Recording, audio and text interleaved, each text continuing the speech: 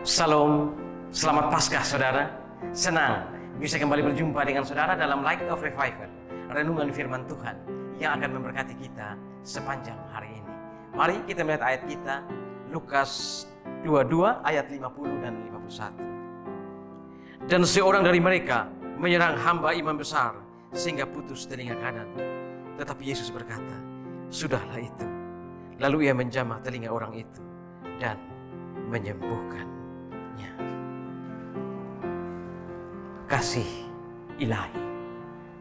Pernahkah saudara dibuli, ditipu, difitnah, disalahpahami, dan sesudah itu tanpa mereka meminta maaf kita mengampuni mereka?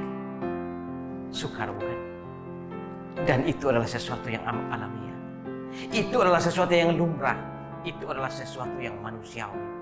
Karena orang-orang yang melakukan hal-hal yang jahat kepada kita akan menganggap mereka sebagai musuh besar kita, sebagai musuh yang tidak perlu diampuni dan tidak perlu berdamai dengan mereka.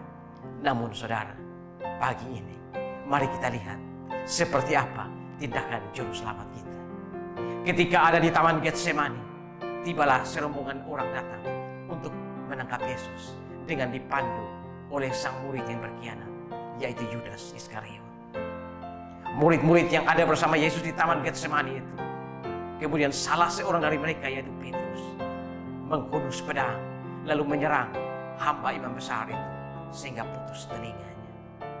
Yesus kemudian menegur Petrus, "Sudahlah itu."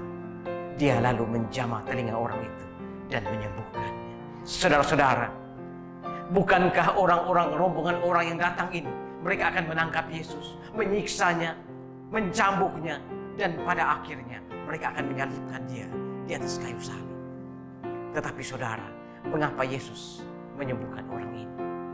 Saudara, kalau orang melakukan hal yang baik kepada kita dan kita membalasnya dengan kejahatan, itu adalah setani.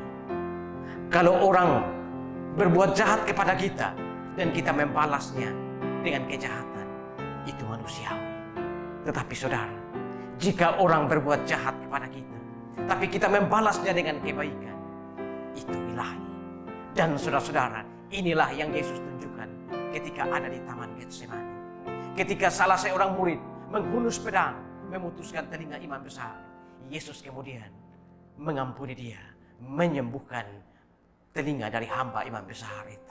Saudara-saudara, reaksi dari murid-murid itu adalah reaksi yang lumrah. Sebagian orang menganggap bahwa itu adalah reaksi yang lumrah karena mereka merasa terancam dengan kedatangan serombongan orang yang akan menangkap Yesus. Saudara-saudara, kebersamaan mereka bersama Yesus selama 3,5 tahun tidak membuat mereka mengerti bahwa misi Yesus di dunia ini bukanlah misi yang berhubungan dengan hal-hal jasmani. Saudara-saudara, mereka masih berpikir bahwa satu saat kelak Yesus akan memimpin pasukan.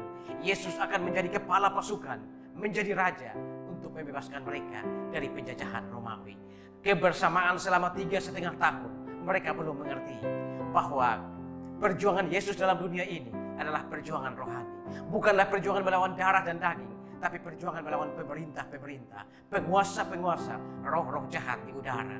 Saudara-saudara, kebersamaan selama 3,5 tahun tidak membuat mereka mengerti bahwa misi ilahi Yesus di dunia ini adalah misi menghadapi kejahatan, menghapuskan kejahatan yang ada dalam hati manusia. Saudara-saudara, sebagai orang-orang Kristen yang dibentuk untuk serupa dengan Yesus, maka kita harus berusaha agar kita serupa dengan Yesus, melakukan kebaikan kepada orang lain tanpa melihat tindakan orang lain kepada kita. Tentu saja saudara, kita harus meminta bantuan dari Roh Kudus agar kita mampu melakukan hal-hal itu. Saudara, dengan melakukan kebaikan kepada orang lain, kebaikan yang tulus kepada orang lain, tanpa melihat apa yang orang lain lakukan kepada kita, kita meneladani juru selamat kita. Karena seperti ketika ada di Taman Getsemani, juru selamat kita telah mendemonstrasikannya. Pagi ini saudara, teladanilah Yesus Kristus dalam berbuat kebaikan tanpa melihat apa yang orang lain lakukan kepada kita. Selamat Paskah, saudara. Amin. Tuhan, terima kasih untuk firman-Mu pagi ini. Kami belajar dari keadaan di Taman Getsemani. Ketika serombongan orang dipimpin oleh Yudas datang untuk menangkap Yesus Kristus, Tuhan kami. Tetapi di sini, di Taman Getsemani, Tuhan Yesus mendemonstrasikan keilahian dengan mengampuni dan menyembuhkan orang yang putus telinga. Terima kasih Tuhan untuk firman. Dimuliakanlah Engkau di atas firman. Amin. Saudara, saya terus mengajak saudara untuk menjadikan firman Tuhan sebagai pelita dan terang di sepanjang jalan hidup kita. Selamat Paskah, saudara.